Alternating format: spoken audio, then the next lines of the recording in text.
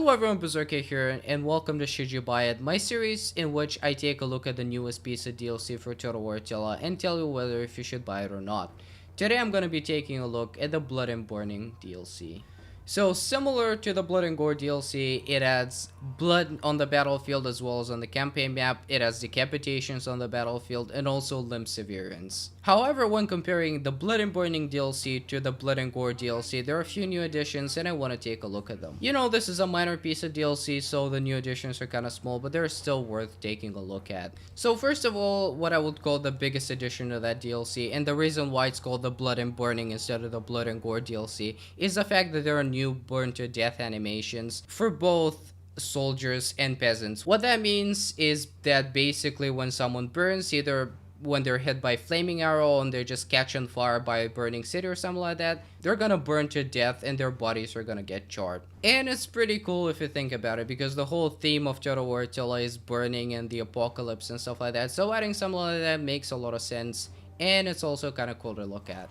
And now some of the more minor additions. In Rome 2, you could see decapitations and limb severance on the battlefield, but you couldn't see it on the campaign map, so they finally added those to the campaign map as well. Also, now when you shoot people with artillery, things are gonna get very messy. There are new decals added to the game, which basically represent guts. I mean, when you hit someone with artillery, you know, when their body gets basically torn apart, well, this is what these decals are meant to represent. As you can see, there's some guts in the whole like texture in there, which is very cool. It's you know, when you shoot people with artillery in the previous Total War titles, it looked kind of unrealistic. You know, they just fall on the ground, some of them even survive. Well, now you're gonna see a lot more blood, as it should be.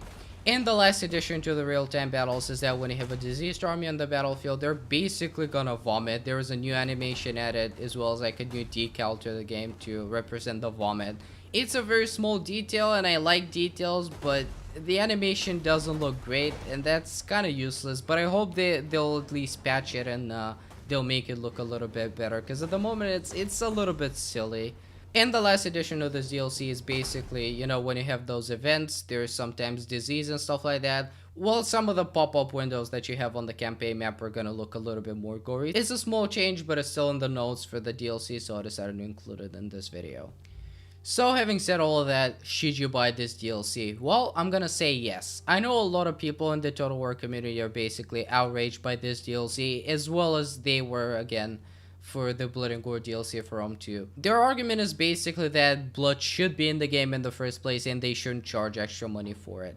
However, there is an argument that can also be made against it. It's an argument that SEGA have made before, and it's actually a valid excuse to add blood in the game as a DLC. Basically, Attila Total War as well as Rome Total War is PEGI 16, which means that the game is appropriate for people over 16 years of age. However, if they add all of those features in the game, in the default game, the PEGI rating of the game will jump to 18, which means that's a severe part of their audience which will not be allowed to play the game.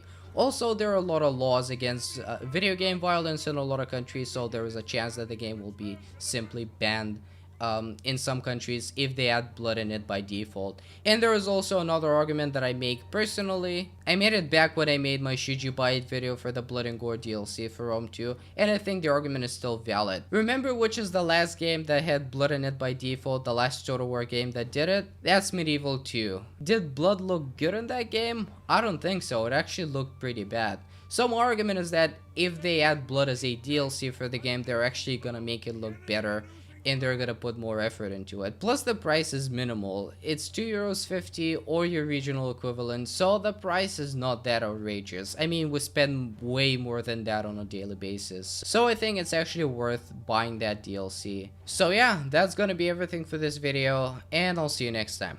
Goodbye.